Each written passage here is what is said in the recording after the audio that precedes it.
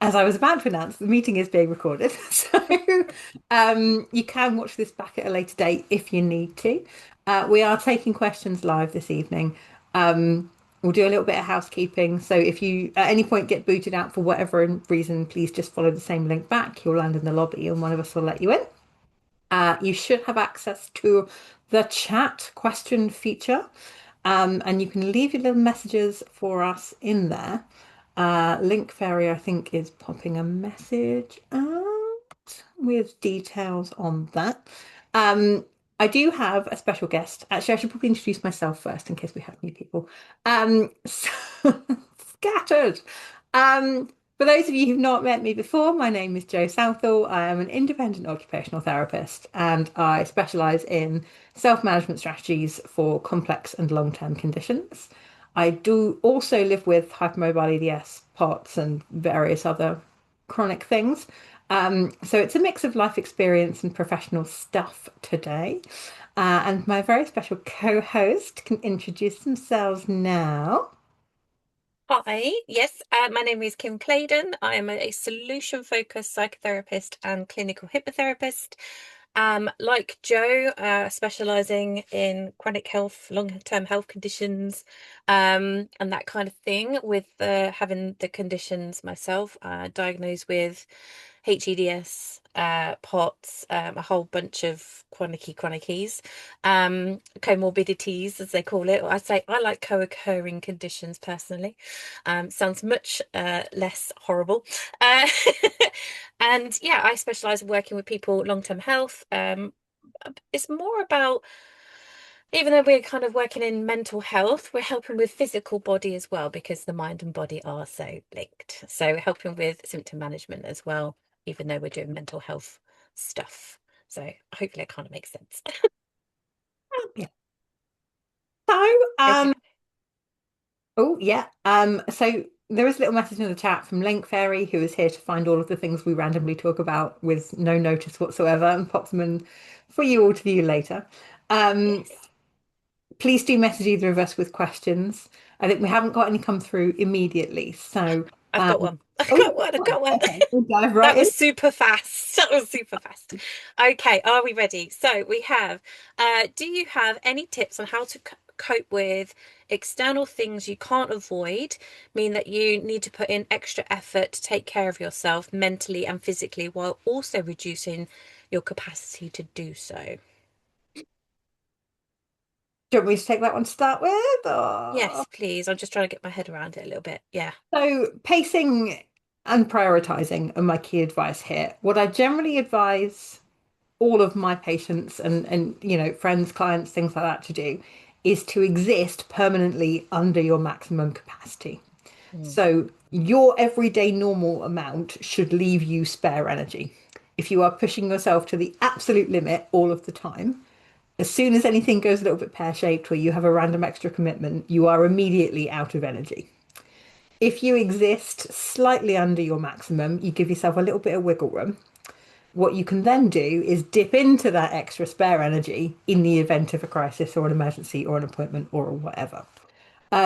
Obviously, this is easier said than done. And for those of us that do have limited energy, it is a bit of a challenge. But the pacing stuff does come into this fairly extensively. So, one of the things I would advise people to get started with if pacing is like a new concept, firstly, come see me for a pacing masterclass. But secondly, have a think about actually just reconnecting with your body a little bit. So, what tends to happen for all of us is that when our symptoms are unpleasant and we are busy or distracted or trying really hard to get all the things done, we get really good at ignoring everything our bodies attempt to inform us is going on. And that's kind of sort of okay for some chronic symptoms. If you have a symptom that is not fixable, is not treatable, and does not tell you anything useful about your body, you can kind of ignore that okay. What we don't want to be doing is ignoring acute things or random things. So if you touch a hot surface and it burns your hand, you are supposed to pay attention to that. If you are Mm. doing an activity and every time you do that activity you get backache, you are supposed to pay attention to that information and do something about it so that it doesn't give you backache next time. So Actually, regularly throughout the day, finding times to check in with your body and just go, okay, are my arms and legs attached? Am I hungry? Am I thirsty? When was the last time I went to the loo? Have I eaten a vegetable today? Was I supposed to take meds 2 hours ago? All of that stuff is what tends to fall by the wayside when we're busy. So, in the event of a crisis, you forget about the basics of looking after yourself and you don't even notice it's happening. So, if you can stop regularly, no matter what you're doing, 10, 20, 30 seconds and just check in with your body, it makes it much easier for you to recognize what needs managing, what needs to happen, what treatments and interventions and therapies do we need to implement in order to stay functional. The more proactive you are with this, the better. Self-management that's reactive, as in I have developed a headache, 10 hours later, I will take paracetamol and maybe lay down for a bit. That's not effective. Um, Probably most of us have experienced this, but if you ever get to the point where you're in a lot of pain and you take paracetamol or painkillers or something, and the first dose does absolutely nothing, it's because you're so far past the point where you should have taken it that it's no longer enough, right? Whereas if at the first tiny hint of a niggly little headache, I get away from the computer, get myself a drink, some electrolytes, some fresh air, and a little bit of relaxation, that's often enough to get rid of it. That's a quick turnaround. That's a fix. That is one less symptom that I have to worry about. So being more kind of aware of the day-to-day stuff and keeping on top of that means that when you're dealing with a crisis, you're not also racking up random other illnesses, injuries, and symptoms that you have to deal with at the end. I hope some of that is sort of useful and makes a little bit of sense. Yeah, absolutely. I was thinking as you were saying about micro breaks, and then you went on to that anyway. So that's all good. But yeah, it is that checking in with yourself. But if you're at a point where the external stuff, I know with particularly with the festive season now, we can't necessarily avoid because we want to be with family, which is exhausting. We mustn't ever forget social situations take spoons of energy, as well as just, thinking about cooking food or putting stuff on for people and doing things. We have to think about that mental and physical load of our capacity. So if we aren't kind of almost preempting that, almost getting extra rest in and working on the stress bucket in our world before we get to that point, we know we're probably going to tip ourselves over during that festive period as well. So again, it's working preemptively each and every day, but even as you ride up to the point of I know it's going to get a little bit crazy here, I can already feel myself doing it now. I had to have 2 naps today, because I knew would have not had any brain to function this evening if I did, try and push through. I was after dinner nearly falling asleep again because my fatigue flaring. But actually it was like, do you know what? I've got half an hour. I'm going to do it. I'm just going to go and switch off for a little bit. And we just kind of have to almost shift how we would normally try to manage and perhaps just put some extra bits in place as well. Be it, I need to just go lay down for an extra half an hour, because food's taken all my processing power and my brain's now just disappeared. Sometimes you just need to put extra little steps in as well. And little reminders. I think you spoke about the Finch app and stuff like that before. Just little apps like that to remind you to drink your drinks and eat your foods, to keep your nutrition up, all of that kind of stuff. But also you think about it's everything. It's sleep hygiene. It's the whole lot. If you're not sleeping well, your capacity is going to be reduced for the day. If you are, trying to have a rest during the day, but it's not particularly restful, well, how can we improve that? And it's kind of working on all the things to make sure that you've got better capacity. So hopefully that kind of makes sense as well. I think modifying activities to better suit our needs can be really effective Mm, as well. So a lot of the time, I mean, if you think of the frankly ridiculous number of seasonal festivals we have between now and February. mm. But particularly for people with like mixed cultural family social network, you can end up doing a lot of stuff. So it is quite a busy time and it's quite a social time.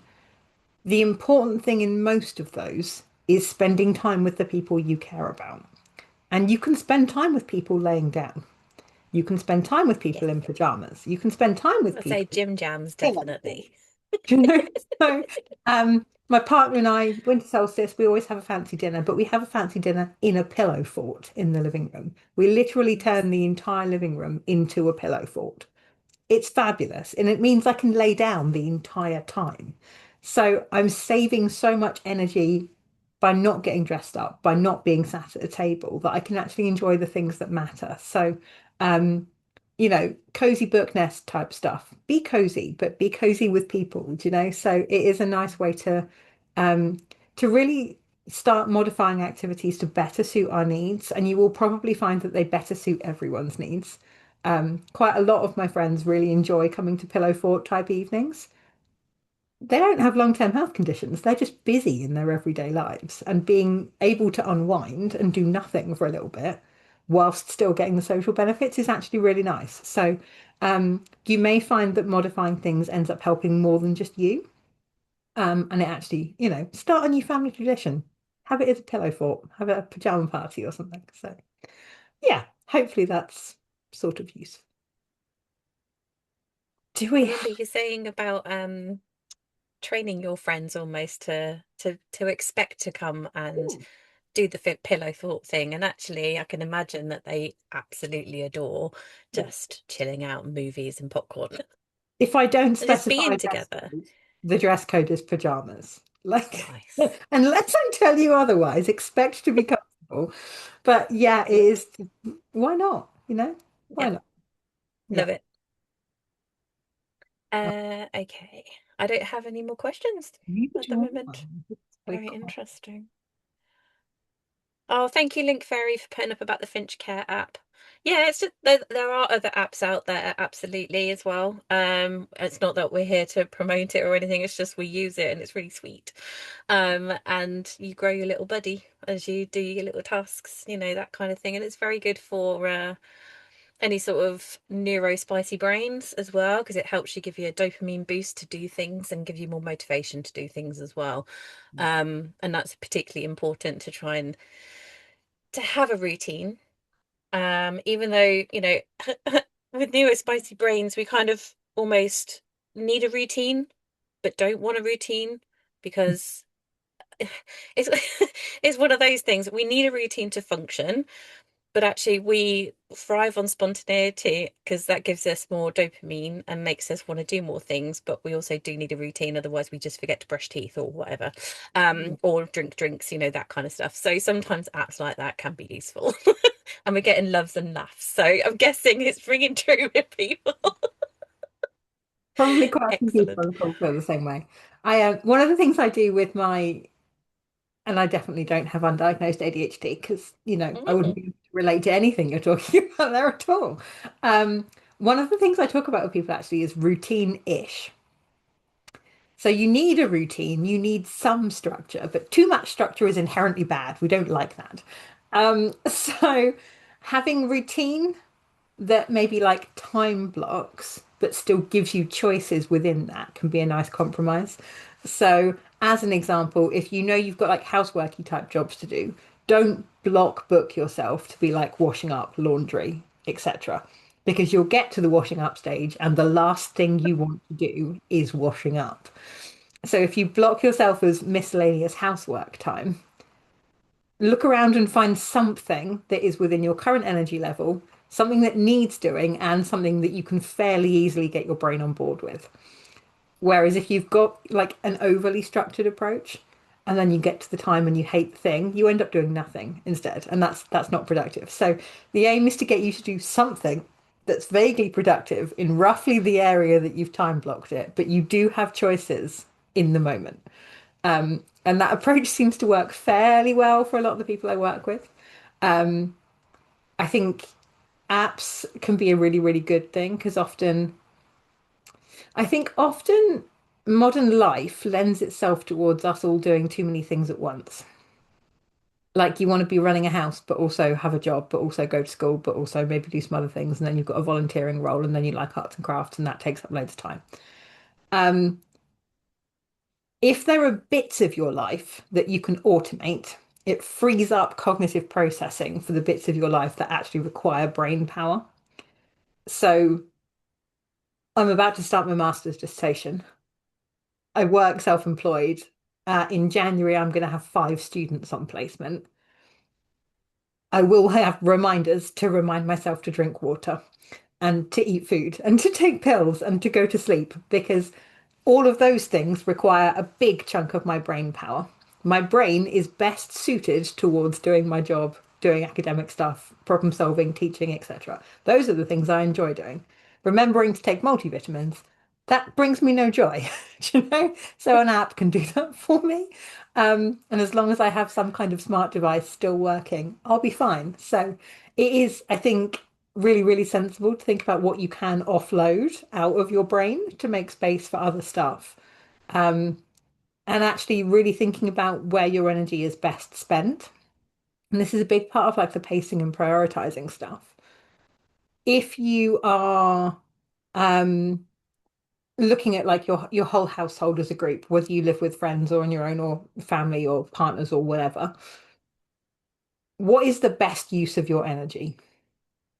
Is cleaning the toilets or hoovering or laundry the best use of energy? Or are you better off working and hiring a cleaner? Are you better off cooking from scratch or are you better off saving money in other thrifty areas and buying food that's ready made? What areas take up a disproportionate amount of your energy for very little gain? Those are the things we make compromises on.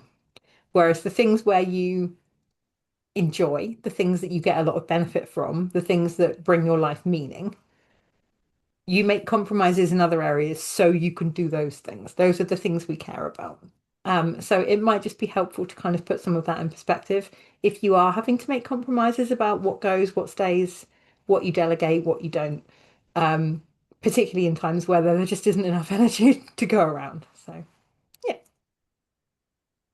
We have a question. Are you lovely. ready? Are you ready?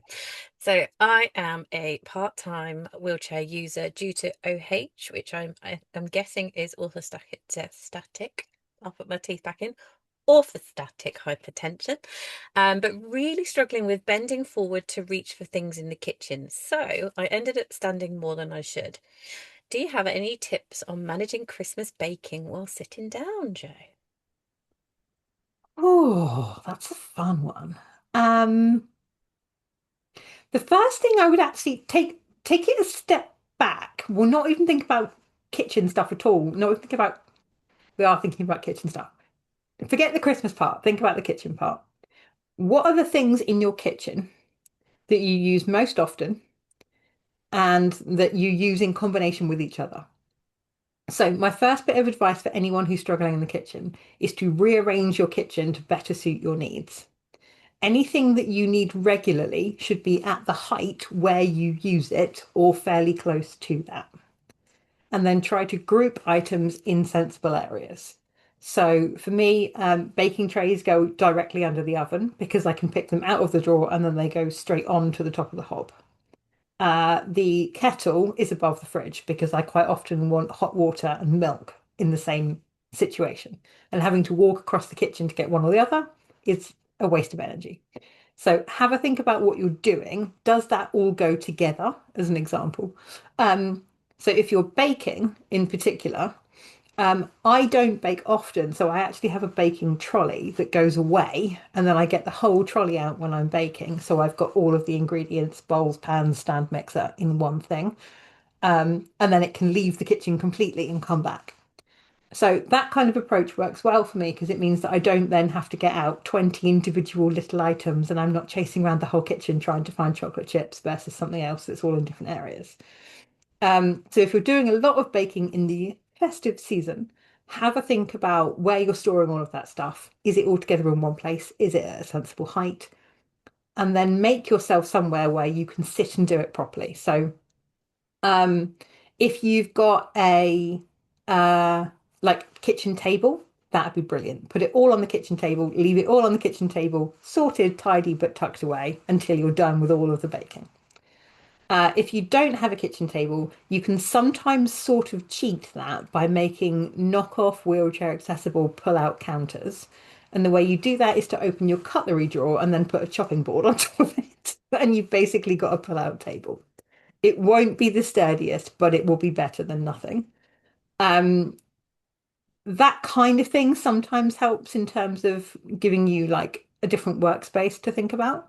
Um, Likewise, doing prep in one area and then like, so you can bake even in like a different room. Go if you've got like a separate dining room, go and do all the prep and the cooking and the mixing in the dining room, and then just bring things through to cook them. Might be another option. And yeah, that kind of thing is generally a slightly easier approach than trying to kind of navigate around a kitchen. Um, in terms of like longer term approaches, as an example, if you are doing multiple batches of similar things, so if you're doing like biscuits 3 or 4 times, mix the base ingredients for biscuits in a massive batch at the start of the festive season. 1st of December, make yourself a biscuit mix. So it will just be the dry ingredients, but they're all ready to go in one go. And then the next few times you do biscuits, you've drastically cut down on your prep time and you can just kind of customize with chocolate chips, icing, whatever it is you're doing extra. Um, so things like that can be helpful sometimes. Um, you just remind me, is there anything from the question I'm missing completely there? I don't think so. It's more about the issue of having to bend forward to reach things in the kitchen, Mm, um, causing problems. So that it was just mostly tips for being able to sit down more and bake, I guess. long Managing handle Christmas preference. baking while sitting down. Yeah, getting yourself a separate space is generally like the best solution. And then if you can store stuff in areas that are easy to get to, um, if none of those are an option, um, getting all of the stuff out and then going to have a really nice long laying down with your feet up break before you actually start the cooking process can sometimes help. So, lay down beforehand, do all of the prep, lay down again, then you do the baking, and then you can lay down again while everything cooks. So even if you are having to deal with all the postural changes, you are at least getting decent rest breaks built in. And the other thing would be that it might be worth considering like compression clothing. I think a lot of us are better at wearing compression in summer, maybe with the heat intolerance type stuff, and then we all get a little bit lazy about it when it gets cold and we don't feel quite so terrible anymore. Um, but yeah, go back to the compression stuff. Abdominal wraps for compression. They're a bit of a Marmite suggestion. Some people love abdominal compression for orthostatic wonkiness. Other people just hate it. Doesn't sit well with them at all. So, worth a try. See if any of that helps. Yeah, Maybe. sounds perfect. I was thinking compression as well. Okay, we've got some questions coming in thick and fast now. Are we ready? Are we ready? This particular one is, as I'm reading it, it's just like it could be us talking. Do you have any advice on how to find an accessible job for someone who is having to consider retraining in their 30s? I currently work in film TV. It's very physically demanding, and my EDS has got much worse in the last year. I'm ended up unable to stand up some days after long shoots and having very intense boom and bust cycles. My body is in agony most of the days. There's no real accommodations in my industry. They're freelance and contracts, and their specific job is really just too physical for them now. They love their job, but their body doesn't. Who does that sound like, huh? Um, it feels very scary having to try and start again mid-30s, but I need something that works better for my body. I have no idea where to start or what fields might be better for accommodations as a disabled person. Oh, that's a big question, isn't it? Yes. We both did that as well. We went from very physically demanding jobs to more sitting down based academic Yep. brain stuff. Yeah, it's scary and it's hard work. I think one of the things I would consider is whether you want to be adjacent to your current industry or whether you want to go completely have a clean break from that and go and do something else. Um, Either way, some kind of retraining might be necessary. As an example, within your industry, are there opportunities to teach rather than do? Teaching often can be done in a slightly more adaptive and accessible way, as in sit down and talk or point at things with a laser pointer and still sit down. It also gives you an opportunity to maybe influence like the future of the industry. So if you can start instilling some accessibility enthusiasm in future generations of people in that industry, does your industry as a whole become slightly more accessible eventually? maybe. Um, Another thing I would maybe suggest is uh, actually having a think about, oh, it's gone completely out of my brain. Sorry, a question popped up and I immediately got distracted.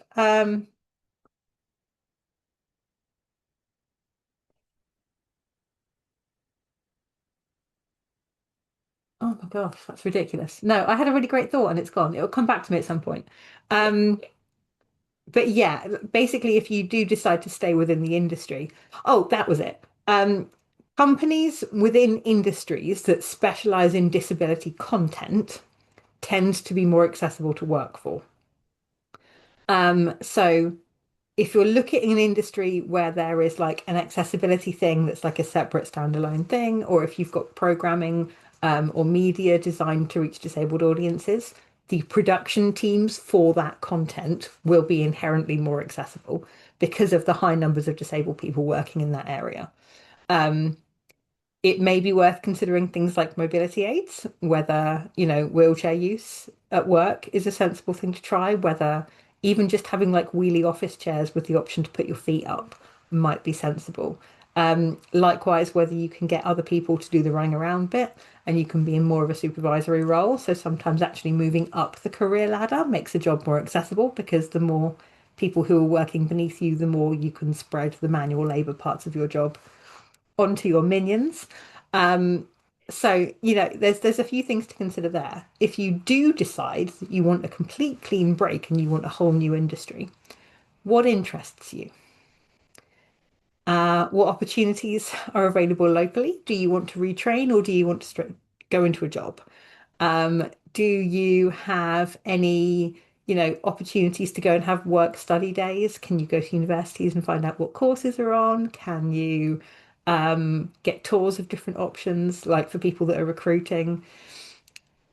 Careers fairs for universities might be an option, because quite a lot of industries try to recruit straight out of like the university population. So yeah, get out and see what's out there if you don't know what you want.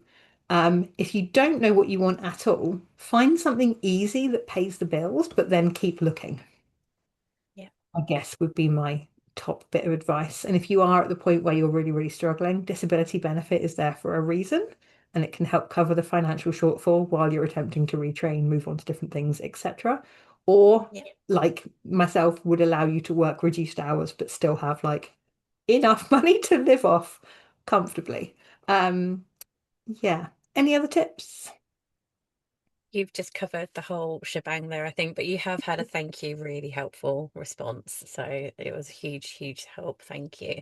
I think it's a hard one because it's not just the fact that you're having to reconsider everything as a mental load, you're then potentially going to be grieving for a life that you had as well, which we would have gone through. For those that know me, or don't know me, I was an ice skating coach. And I was in my 30s and I had to really think, retrain, how am I going to do this? I just couldn't continue down that road because at one point I wasn't even able to get my skates on because my Achilles tendon was so bad and I was having to have injections, and you can only have so much, otherwise you'll rupture your Achilles tendon. And it's like, well, I kind of want to have an ankle functions at some, be it painful, and I'm running around the ice in snow boots and grippers and just getting off the ice, and I'm in tears and trying to drive home and wondering how I got home. And I must have been a complete danger to myself because I'm crying all the way home in pain. And you wouldn't wish that on your worst enemy, to be going through that perpetual cycle of work, pain, sleep, and let's start all that again. So it's a big toll, as well as physically with all the pain and everything, mentally, to give up something that you love and to completely do something different. I was very lucky that I was supported to take a year out to work out what I wanted to do or could do. And within that time, luckily found something that I wanted to do and retrain into, which was this. And it was the weirdest thing because, ice skating had always been my life. That's what I was going to do until, I've retired. And I couldn't envision seeing anything else as enjoyable. And yet here I am, absolutely loving it, if not more. and not in complete agony, crying in pain every single day on the way home and just chucking myself in a bath. So, just to know that there is hope at the end of that as well. There are possibilities for the future. Um, it's thinking about your best hopes, it's very much a solution focused way of thinking, I know, because that's just who I am. But what is it you want to get out of life? We want purpose. We want to contribute to society, ourselves, and our world. But just never forget that it is a big toll that it will take on you. Even if you find something and start it, there'll still be a process of grief as well. So just, if you feel stressed but also happy doing your job, just to bear that in mind, that there's a lot of stuff that your brain's processing as well as you start your new career, or you change what you're doing, or you sidestep into whatever it is that you do. So yeah, hopefully that's useful just to consider as well. The Okay. grief process is such a huge It's thing. horrible. Yeah. I was in outdoor adventure, so like rock climbing, mountaineering, canoeing, kayaking, high ropes courses, that kind of thing. I thought that was my forever career. I loved it. Actually, I prefer this job thousandfold, prefer what I do now. But at the time, I could not imagine leaving. And a couple of years after, I thought I was kind of accepted it and I was okay and I'd got through that whole process. I was quite sure I'd reached the acceptance point, that mythical happiness point where we don't regret anything anymore. Um, and there was a feature on Country File, and it was somebody I'd gone to university with taking the presenter up a climb that had been on my like wish list, my bucket list climb that I never got to do.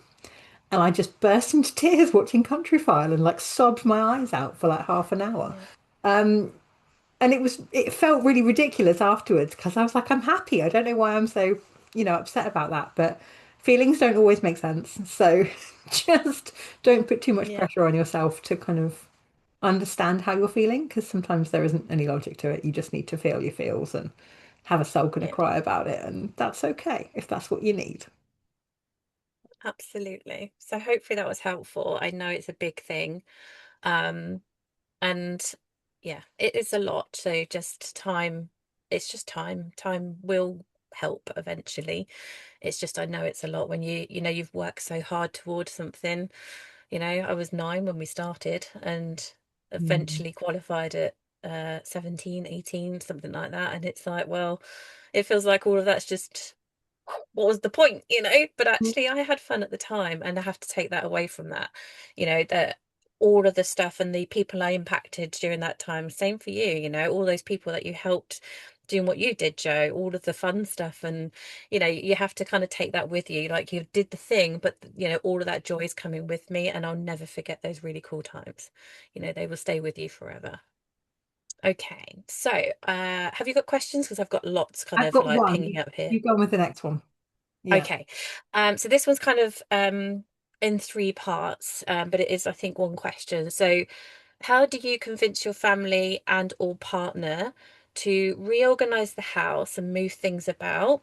Their family and friends just don't seem to get it, or even things like get a cleaner. The family think they will just recover at some point, so all of a sudden their bendiness is just going to be fixed. So they don't need to do things like that.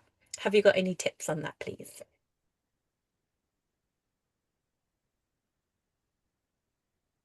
One of my frustrations with any situation where you're expected to recover from it is that nobody ever gives you any strategies for managing it in the recovery phase. Do you know, even if you are going to miraculously get better, you're not better yet. So get a cleaner for now. Do you know? If you miraculously stage some kind of super recovery, firstly, please tell us how, because we would also like one of those. Um, but get a cleaner, see it as a temporary thing. And if temporarily it helps, and that happens to keep helping, look, it helped. Let's keep doing it, do you know? And, recovery is difficult. So if you are going to stage a miraculous recovery, that's more likely to happen if you've got appropriate support systems in place so that you're not breaking yourself with laundry or not having time for your physio because the house isn't set up in a way that lets you use it efficiently or if they want you to get better, and I use better not in the sense that I think you'll make a miraculous recovery, but in the sense that the right environment facilitates you being able to be happier and more functional. You get better by having support and living in appropriate accommodation. If you don't have support and you don't live in a house that facilitates your ability to do rehab, that miraculous recovery is never going to happen. It just isn't. So, um, sometimes you can just make little changes. And if there's like a negligible impact on somebody else, but you actually found it really beneficial, then you can be like, well, this has really helped me in this really tangible, obvious, I can lay it out factually kind of way. Could we please try like a slightly bigger change? Because I noticed that this small change has had no impact on your life whatsoever, other than the 10 minutes it took you to move the sofa. Do you know? So sometimes do a little thing, sit with it for a bit, and then do another thing, and then see how that goes. Um, but yeah, even if there is a miracle recovery, and I hope there is, I hope we all wake up tomorrow and it's all great. Um, for today, the change is still helpful. So that would be how I would sell it generally. And I don't know if they're open to it, but there are webinars and things that they can sit with you on. Um, Perhaps the living well with might be too much information for them at this point that we start in January with Joe and I. But things like Hannah Ensor, who does Stickman Communications, she has a beautiful talk on communicating hidden disabilities, symptoms, and that kind of thing to friends and family. Having them even just sit, you're like, oh, come and watch this webinar with me, keep me company. That kind of thing can be really useful because it just kind of maybe opens their eyes a little bit. We'll be honest, unless they have the conditions, they're never going to truly understand what it's like. So just trying to kind of open their eyes in little ways like that of what it might be like. You know, one of the great images is a stick man laying on a sofa with a rhinoceros on top of them in terms of fatigue. You know, that kind you kind of get that. Those kind of things are really useful. And what I used initially was the stickman communication wristbands to try and get across the kind of day I was having. So I wasn't having to constantly explain my symptoms and how I was feeling. Mostly red and orange were the colours of choice, hardly any evergreen. But at that point, when I was coaching, yes, it was going to be in very much red days unless it was the weekend. But you know, we discussed what red meant, what amber meant, what green meant, and I just had the wristband on. And if it was a red day, my husband knew that I would need help with even making a cup of tea. Whereas an amber day, he would just let me get on with being able to make a cup of tea, or I might ask for help and things like that. So sometimes things, visual aids like that, can just start to kind of instill thoughts in other people's minds as well as to how you're feeling and how you're doing. If they visually see red a lot and amber a lot, they'll start to get the picture potentially as well. So hopefully that's useful as well. Anything to add, Joe? Just that I think a lot of us almost unconsciously put a huge amount of effort into appearing fine. Yes. There's Let the mask difficulty. slip. Once you take the mask off and people are like, "Oh wow, you look awful. Like, are you okay?" And you go, "No." Um, sometimes that kind of you have to put the mask down for a bit and tell somebody just how difficult something is for you in order for them to understand that that thing needs to change.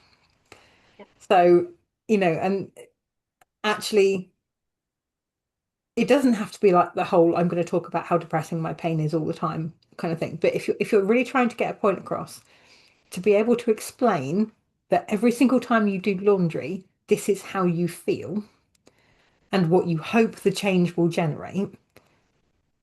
Firstly, it makes it slightly more relatable for them, but also it's much harder to say, I recognize your suffering, but now I don't want to help you anyway, without kind of coming across as an asshole. So people will then be slightly more likely to get on board, maybe. Um, yeah, we shouldn't really have to play these games, but I think if you put on a good show, if you look fine, a lot of the time people don't recognize how difficult it is. So show them, and then maybe they'll be slightly more helpful, maybe. And also, sometimes if there's particular phrases that seem a bit hurtful, um, I know some things can be thrown around. Sometimes repeating what they've just said back to them so it's in their face to hear it just makes them hear it a bit more what they're saying and things as well. This particular person has very kindly come back to us and said, I think they are in denial of how bad things are for them. And that is really common as Yeah. well, because they were really active and fit, and sometimes now they can't quite, even walk to the loo very well. And they've said thank you for the information. The red amber is a really good idea as well. So yay, that's Yeah. their advice. There you I think go. it's an issue for doctors sometimes, the whole denial thing. Mm, Doctors don't want to think about the fact that their patients are suffering constantly. Because you get into medicine to fix people and they feel all better, and then they go home and everyone is very happy and lives happily ever after. But working with chronic illness patients, that's not how that works. So often, if doctors are struggling to process that, they don't want to know that you're going home in pain and that they've not done anything to help you. And that's quite a hard thing to sit with, particularly when you've only got 5 minutes to sit with it in between patients, do you know? So, yeah. um, yeah, I think that's sometimes a bigger conversation to be had with loved ones and with healthcare providers, that actually you are really genuinely having a tough time and you're not expecting anyone to miraculously fix it, but some kind of buy-in would be appreciated. So, Yeah. yeah. Thank you, LinkFairy. They've mentioned that the course or the webinar that Hannah did for communication, if you are a member of the HMSA, that is actually already available as a playback in the members area. So you can access that now and get them to sit with you and watch it. And they've very kindly then put a link down as well to the wristbands and things as well. So thank you. Do you want to go for your question? Because I've got more waiting. Okey-dokey. So, my mum was just, can you tell me about green glasses, please, and if they're worth buying to calm the nervous system for pain or whatever? So this isn't something I know a massive amount about. It vaguely rang a bell in my brain, and I've just Googled it to refresh my memory. But so there was a couple of studies basically looking at green light exposure for treating migraines and fibromyalgia. However, the study from 2023 had 46 people in it, which in terms of study sizes is teeny, teeny tiny. Um, so from an evidence-based practice perspective, there isn't an awful lot of really hardcore sciencey stuff backing up that this is a miraculous new treatment. That said, would wearing green sunglasses be a massive detriment to your health? Is it a horrendously expensive thing to try? Probably not. And a placebo effect is still an effect in the same way that we let children have teddy bears so they feel better. I'm not against using things that aren't necessarily evidence-based if they make you feel better anyway. So maybe give it a go a little bit, maybe keep a symptom diary while you do. It's not something I've got personal or professional experience with. I don't know if this is something you've come across. It's something that's been talked about recently, I think mostly for reducing what they consider pain-related anxiety. So your nervous system is higher, so your pain's higher as a result. Because as we know, which we'll talk about in the living well in January, the more stress you have, the more pain you're going to be in because your brain amplifies pain signals when it feels like it's under threat, which feels very counterproductive, but that is how brains work, because it's trying to protect you. It wants you to go and run away in your hidey hole and stay safe, and that's what it does. In terms of how the brain works with the green light, at the moment, there isn't enough research for us to be able to comment on it. However, as Joe says, there are so many things out there like green glasses, stuff like that. If you find a benefit, regardless of whether there's research behind it or not, like that, if you know it's not going to cause you physical harm to give it a go, just putting green filters on your glasses, when you feel a benefit, regardless of whether a doctor tells you yes, it's going to work or not, if your brain believes it's going to make a difference, it will make a difference because that's how brains work. Much like someone telling you that if you go and drink a glass of water every hour and you'll be fixed, your brain will, if you believe it enough, it will start to make you feel better. Not that that's a logical one that to kind of pick out the air, Kim. Well done. But the logic is there. So the whole placebo nocebo thing is a thing, it's a real thing. Um, there's lots of books and studies on things like that. There's a lovely book by a lovely doctor called Why Woo Woo Works. And there's all research around it. I'm not saying green glasses are woo woo, but things like that, that we don't have that kind of research behind it just yet. And it works for them because they believe it to work, and it's all of those kinds of things as well. So my heat pad might not fix my pain, but because it makes me feel cozy and I love it and I really enjoy my heat pad, my pain goes down because my brain relaxes, and it has that kind of knock-on effect. So anything like that, if you're willing to try it, why not, you know as long as it's not going to cause you any harm. Whereas you think about certain things like there's still a lot of research to be done around the stimulators for the, I want to call it 10th cranial nerve. It's not even it is a 10th cranial nerve, but Vagus nerve ones. that's Yeah. the one. Yeah, I call it 10th cranial nerve. Sorry. Everybody knows it as the vagus nerve. But those sort of stimulators and stuff still needs to have research on, and some people find it works well, some people think it makes their symptoms worse. It's all of those things we still need a lot of research behind. But if you feel it's good and it's a benefit, go for it, you know, whatever helps. And if your brain goes in and says, yeah, this is going to work, then it absolutely will give it a go, and it will probably make it try and work for you because brains are amazing like that. It's a good skill. Knowing that you can trick your brain into feeling better is a really handy strategy to work with, to be honest. Yeah, Like it that's is.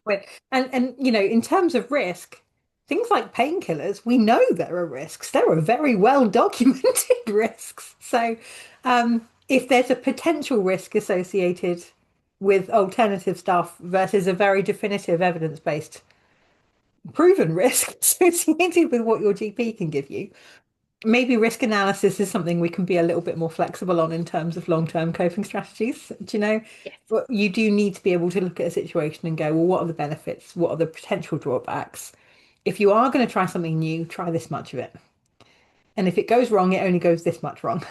Whereas if you overcommit to some fantastic new strategy that ends up making you feel worse, you've committed yourself to a really horrendous flare up. So essentially with anything, my advice is always feel free to give it a go if you've looked at that, if you've reasoned it sensibly, but try it this much. And then if you feel this much better, try it a little bit more the next time. Yeah. Hi. It's not like you're putting chemicals in your body and things like that, or medications in your body to try. It's a filter on a glasses. So, it's worth even just trying like 10, 15 minutes to start. If you find it kind of calms your nervous system a bit, go for it. Okay. Is it my questions It now? is, please. Okay, so this person has written this, so I'm going to say it. Hi, Kim and Joe, ho, ho, ho. There we go, etc. I hope that pleased everybody. I've been approved for some adaptations to my flat. The big one being giving me a wet room with a shower I can roll into, but in it means getting rid of my beloved bath. I rely on hot baths for pain management. I just feel so much better in the water. I'm an ambulatory wheelchair user, and whilst I get around the flat on foot fine, I will concede my getting in and out of the bath technique wouldn't be OT approved. But it does mean that I have to get rid of the bath and just have a shower, which is what the council will fund. And hang on, what do other HEDS people have? They live alone, female, 40 something. So any kind of suggestions would be good. This is such a difficult balance because clinically trained OT me is like, yes, wet rooms are very safe.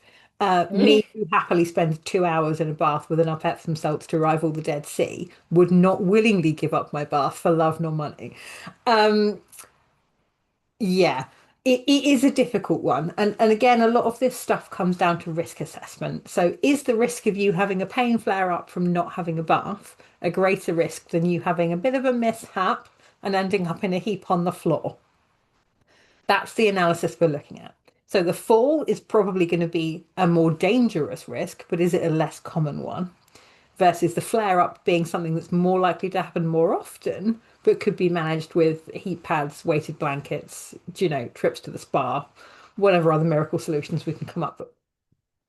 So, from my perspective, it's looking at that as a toss-up. There are pieces of equipment that are designed to get people in and out of a bath who are less mobile. Um, the difficulty is that a lot of them mean that you can't lay down in the bath quite so well. The option I would suggest would be a bath cushion.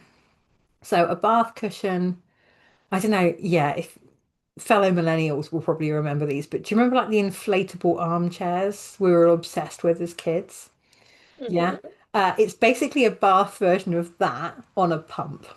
So the air pump inflates the chair up. You sit on the edge of the bath, scoot your butt onto the chair, lift your legs over the side, and then using the little button thingy, deflate the chair and it lowers you into the bath. One of the benefits of this is that you can leave a little bit of air in it and it basically works like a cushion. So if you've got like a lot of kind of low back, pelvic sensitivity or pain or like tension in your shoulders and your neck, you can keep a little bit of air in there and it kind of cushions you against the bath surface. When you're done, pull the plug, wait for most of the water to drain out a little bit, and then you can push it and it will reinflate it back up and you can swing your legs over. What I would say is that would probably be the compromise I would recommend because I know how much baths can make a difference to pain flares. That said, other OTs who have maybe more of a vested interest in providing one solution to long term completely obliterate your risk of injuring yourself, I can see why they're going for the shower option. Something that happens with hypermobile people is that we have to accept a certain amount of risk and injury comes with existing. That's not a normal situation to live in. And I was actually having this conversation with one of my students earlier that it's normal for me to expect injuries. Like I'm prepared for the fact that I could injure myself at any minute doing anything.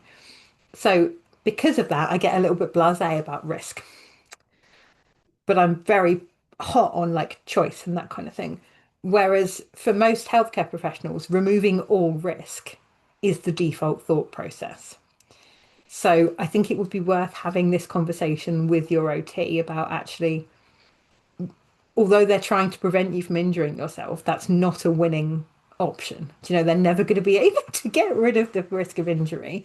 Can you compromise? So can you make sure you've always got a phone next to the bath? So I don't ever get into the locked, like bathroom locked. We've got a key safe outside. So if I fall getting in and out of the bath, I can phone somebody and somebody else can access my house. We had an Amazon Echo on the landing as well. So if I shout loud enough, I can basically call other rooms of the house on the Amazon Echo, that kind of thing. Um, all of that was to mitigate the risk of me not being able to get help rather than to mitigate the risk of me falling because I've accepted that I fall over a lot. Is any of this sounding vaguely helpful? Yeah, absolutely. I actually, although I live on a narrowboat, have just we took our shower out this year and put a bath in because I just need a soak. I have missed having a soak. And even though the water tank, our hot water tank won't fill the bath right up, it is enough to go up above my hips and just, oh, can't tell you how much I love it. And Epsom salts and all of that sort of stuff. But I absolutely would recommend, if you haven't already, just speaking to them about that, accessing the bath. Because when I lived in a house, I had OT come and assess, and they gave me bath seats and all sorts of stuff to help me get in and out of the bath. So I get why they, like Joe says, they're trying to mitigate all risk, but actually there are other options before you start ripping your whole bathroom out. And if you really like your bath and use it for pain management, you kind of want to keep it if you can. So yeah, it's a swing and roundabout scenario, isn't it? Perhaps it's worth talking to them before they go completely, let's take it out and see what other options there are. I had a bath seat so I could shower if I wanted to. I could sit on this thing that went across the bath. There was other things that like grab handles and stuff that would help you get in and out of the bath. There are, like Joe said about the inflatable ones, there are electronic ones and all sorts that will lift you in and out of a bath. There are other options out there. It isn't just a case of ripping your bathroom out and getting rid of your bath if you need to. I actually know somebody who had a ceiling track hoist put in specifically to get them out of the bath. So they That's really literally cool. had a waterproof hoist put in that would lift and lower them in and out of the bath. Um, So fight for your bath. If you need it for pain management, fight for it. And actually talk about the risks associated with other forms of pain management. So if you are not able to have a good soak whenever you're in pain, what does that do to your opiate intake? Your anti-inflammatory intake? What's it doing to how many pain relieving gels you're using? What's your quality of life look like? All of those things are factors that should be considered. So Yeah. hopefully some of that helps. LinkFairy has just put in, and I need to get this into my head because it's such a brilliant strategy. LinkFairy has a teeny tiny survival whistle on a ribbon. It's very, very loud, very hard to ignore. You can train your neighbors to respond to SOS type whistles. And it means that your electrics aren't going to get fried by being in the bathroom. So that's a very sensible thing, and you can also try that. Yeah, there are lots of gadgets out there for accessibility, for calling for help. Even if you don't live or have a landline and you want a red button, there are red buttons that use mobile signals. Instead, I've had one of them on the boat. I had a red button at one point, and that had a little SIM card in the actual unit. So if there was a problem, I could hit the button. So I put the button next to the bath. If I fell, I've got the button and it will call somebody or they'll come and help me. There's lots and lots of options out there. A lot of watches, smart devices have fall detection. You can wear them in the bath, they can get wet, that kind of stuff. So there's lots of options out there for you. So hopefully that helps you keep your bath a little bit longer, which would be amazing. Are we okay to go on to the next question? Because this one, they said, I feel like this question is impossible, but they have absolutely come to the right place because they're talking hobbies, Joe. They're talking hobbies. Do you have any suggestions for hobbies or things to do when resting at home, but arms, hands, back, etc. are very unhappy after working and makes things worse? They've tried breaking down tasks, they've seen OTs, and watching TV just gets boring. Have you got any suggestions, Joe? So, uh, yeah. First one, I would have a look at modifying things simply because often we'll look at modifying a task as in take a break from it. Less often do we look at adaptive equipment for tasks. So things like crochet, as an example, ergonomic crochet hooks, having a pillow under your elbows, and then having like a foam ball or something around the crochet hook, and then compression gloves. All of those strategies combined will make a bigger difference than any one of those things on their own. So often it's not necessarily that the strategies have failed, it's that you haven't had exactly the right combination of strategies and environmental modifications to make it work. Um, Environmentally speaking, things that you can do in bed are usually quite a good thing.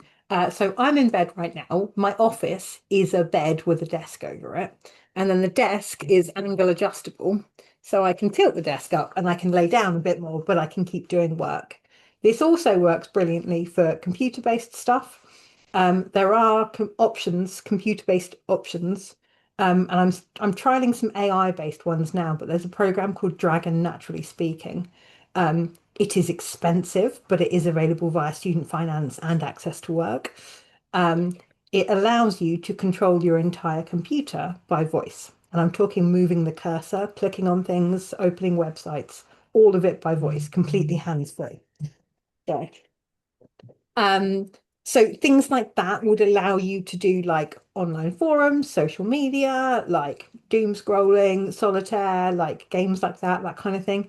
By voice, it gives you a lot more options rather than actually having to type or be sort of computery. Um, Likewise, kind of, if I get rid of the laptop, I can use the angle adjustable desk for arts and crafts. I can have things propped up on it. I could, use it to do other stuff. And there's even like a little lip on the edge, and you can put grippy material on the table if you wanted to. So companies like Dicem or Tenura make grippy surface tape. So you could even put jigsaw puzzle pieces on it. I can put my phone on the grippy tape stuff, and it won't slide off the desk. So things like that are a good option. Um, Equally, learn a new thing. Learn a new thing. Um, Flare-ups for me are a really great excuse to try a new hobby. So yeah, sometimes, It might be story writing, it might be music based, it might be graphic design or a new game or uh, you know, likewise, like physical activity type stuff. If you need to rest half of your body, is there something physical you can do with the other half? If you've got a footboard on your bed or you've got a blank space of carpet next to a wall, you can actually jam a pedal exerciser up against a surface and cycle laid down, which is a really nice way to get some exercise in. And it also keeps you kind of occupied while you're watching TV, as an example. Um, so yeah, like a lot of that I think would be quite interesting. I would also maybe explore custom compression garments as a way to support your joints slightly more effectively. Um, Custom compression-y stuff I'm a massive fan of because it gives you a big proprioceptive boost. It's tailored to the exact areas of instability and pain that you have, and it's made to fit, meaning that you're not going to get areas that rub or pinch, etc. There are quite a few companies that do custom compression stuff, but they're all available via NHS Orthotist. So referrals for splinting like that would probably be quite sensible, and it would hopefully mean that you are less knackered from doing everyday stuff. Equally, if you can make your everyday day job stuff easier, you have more capacity left for free time. So it may be modifying your like day job type tasks, your home care, your self-care type things to make them a little bit easier, in the hopes that it frees up some ability to use arms for fun things. Your turn. I was just thinking in terms of as when you're trying to do things, doing the pain management at the same time. So you've mentioned particularly back, arms, and I think hands. So for me personally, I've got it right here. I will lay on my bed with one of these bad boys on, just a heat pad of some description that has six levels of heating, which is amazing. So I can feel because I get a pain in my side where I had some surgeries where they had to go in through my rib cage to get at something quite nasty. So I've got a lot of scar tissue at that point, and also in the skin and things as well, because it started to try and work its way everywhere. And if I sit up for too long, I get a lot of pain in my back. So I feel like I have to lay down. So I will lay down on my heat pad. I will have pillows under arms to hold my arms up. I can then, yeah, you can do the tilt table-y thing, or you can, I hold my game consoles, or, handheld devices, mobile phones, that kind of stuff. I've learnt to crochet laying down with my arms supported on my heat pad. As Joe said, learning to do things laying down is amazingly good. But also thinking in terms of that pain, the compression gear, the hands, gauntlets, finger splints, all of that kind of stuff as well that Joe will talk about. Um, those things can be useful with along with the compression stuff as well. There's a whole bunch of things that we could talk about forever for this. So this is not an impossible thing. You've mentioned it being an impossible question. It's our bread and butter. We love this stuff because we are crafty people. So yeah, you've definitely come to the right place for all the information. So That hopefully that helps as well. Use all the tens, the heat, all the other things as well to help you relax your body, relax your nervous system, so you have less pain then as a result. Calm that nervous system down. Breathe. Do some breathing exercises as well. Things like that to help whilst you're doing the nice things. likewise, set up the thing, go and have a break. Then do the thing for a decent amount of time and then go and have a break. And then tidy away the thing. So you're not having to use up all of your doing things energy on setup, and then you've only got like 5 minutes of actually enjoying yourself before you feel like you have to pack it away again. Break that into sections. There is also a company called Remap. Um, Remap is a combination of OTs, physios, orthotists, technology experts, fabricators, wizards, who knows what else they've got in there. What they basically do is you go in and go, this is my problem. And they have a big team meeting and literally build you a product that gets around this problem.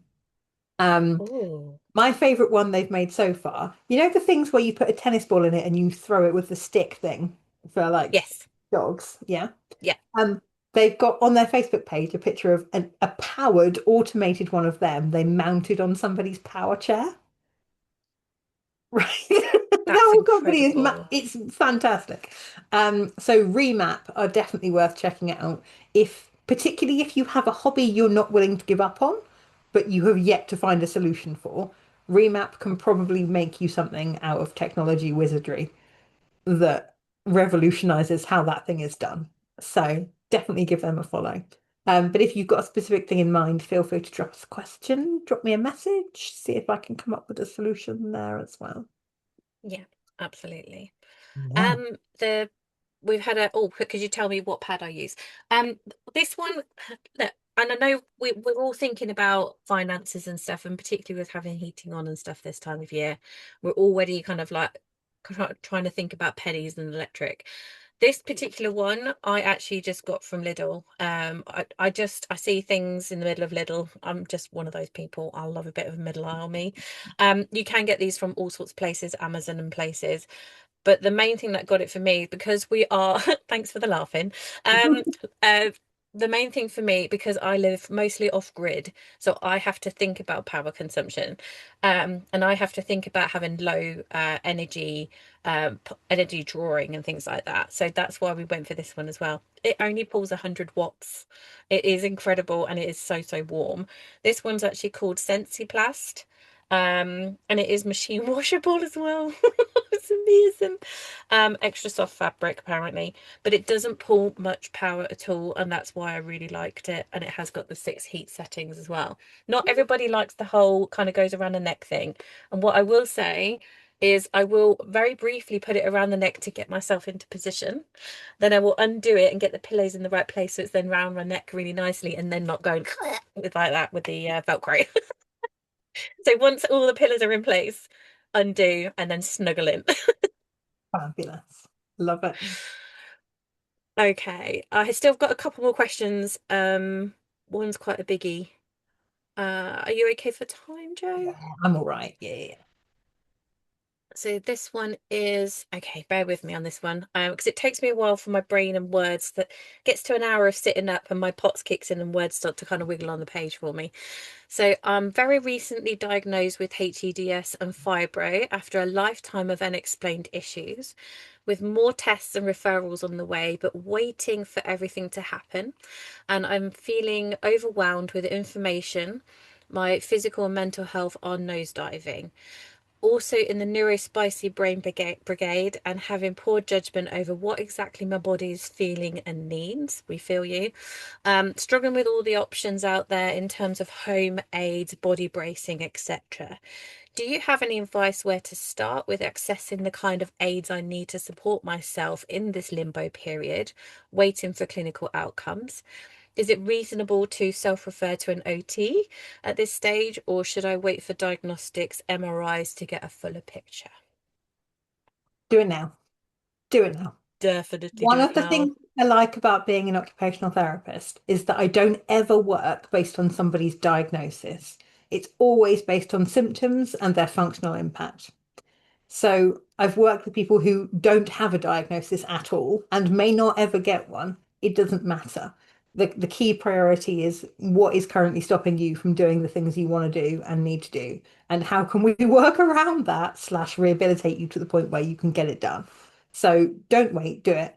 Um, Obviously, I know it's not financially viable for everyone, but that sounds exactly like the sort of thing I do for a living. So please do feel free to drop me an email. Um, hello@jboccupationaltherapy.co.uk. Thank you, LinkFairy. It will be in the chat shortly. Um, but yeah, drop me an email and I'll happily help you sort through it. What I would say is don't feel like you have to take on all of the things at once. Sit down and write yourself a priority list.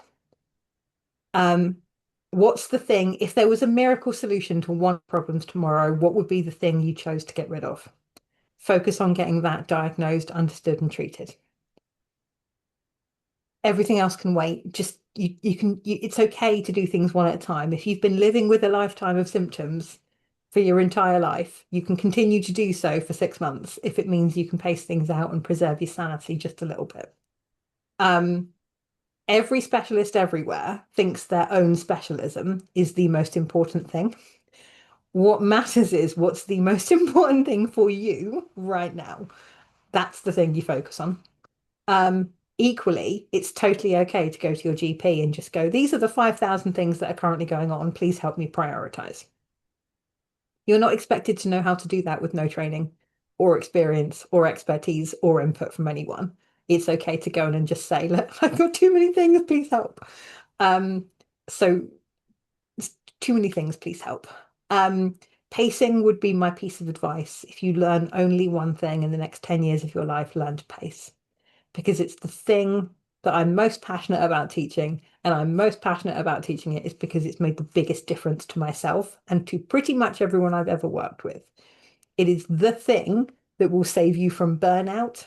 It will help you with pain. It will help you with fatigue. It will help you with feeling overwhelmed. It will probably help you restore your sanity a little bit. Pace, learn to pace. Um, Yeah. there is a podcast called The Rest Room where I've given away an alarming percentage of my trade secrets over a three-part episode thingy. So if you look up Natasha Lippman and The Rest Room, you can probably find all of my pacing advice on there. Feel free to drop me an email. There's some on my website as well. But pace yourself and then pace the healthcare stuff. There is no pressure for you to get all of it done in 6 months because it doesn't make a difference. So write yourself a priority list of what sucks the most right now. What are you worried about? Take that to your GP and get yourself an OT to help you sort through the rest. Agreed. The other thing to consider as well, if you are a member of the HMSA, is come and join us in January because we'll just give you, and actually that rolls on nicely to the next question. There's somebody who's recently diagnosed. They're feeling pretty awful about everything because they've been dismissed up till now. You know, any sort of advice for young people or people in general that are recently diagnosed, just come and join us in January because we will be going through mental health, pain management, sleep management, weight management, moving, that kind of stuff as well, and then ask us anything. So yeah, just we cover all bases. We talk. We've actually extended it. I think we started off at like 50 minutes ish, and then we went to an hour, and then I think last time we were like an hour and 10 minutes, and now we've just gone for a full hour and a half sessions because The we point where keep we're just giving going to away be all the here trade for all of next secrets. January at this point. We just give away all the information. Yeah. But we're also always learning. We do CPDs all the time. We're always trying to better ourselves as therapists. And then we wrote this for the HMSA and we've run it for the last, I think, 6, 7 years, maybe. And people have been on it for since the very beginning and still come back and still learn stuff and revamp and their knowledge every year and things. So we're always giving more. So we've decided this year we'll do an hour and a half. It will be paced. We will have a drink break and a wriggle break. But the main thing is it will give you all the basics. So even if you can't attend the sessions, they will be recorded. But also it will have all the kind of basics that we started off with and what we use and all of that kind of stuff as well, just to kind of get you going, get you managing. You know, if you're waiting on all those appointments, why not start pacing and working on your stress bucket and doing your pain management stuff now before you end up in a complete mess, dribbly mess in the corner? Because that's how most of us end up. We're waiting so long for diagnoses, waiting so long to get sorted. By the time we get there, we've deconditioned and things are just getting unmanageable. So start having to play with things now. Come and join us. Yeah. We learn all of this the hard way so that you don't have to. You can do Yes. it. Um, yeah, that. Definitely come and join us in January. Cool. I think that's all the questions on my end. That's all the ones on my end as well. Lovely. Ta-da! Look at us go. Hurrah. Thank you so much for joining with me today. I'm very excited to be working with you again next year. I Um, know. I look forward to every year. yeah, it's a highlight of my year, honestly. Probably makes Um, me stim like happy. happy dance. Yeah, thank you all very much for coming. I hope everyone has a really restful and relaxing and cozy winter season with lots of tasty food and family and blankets and hot water bottles and hot chocolate. So, um, Absolutely. season's greetings, etc. And please come and join us all in January. I will be back next month for the live stream, this one as well. So hopefully come back then. Um, and yeah, big thank you, Kim. See you all later. Thank you for having me. Thank you, everybody. Bye. Bye. Yeah.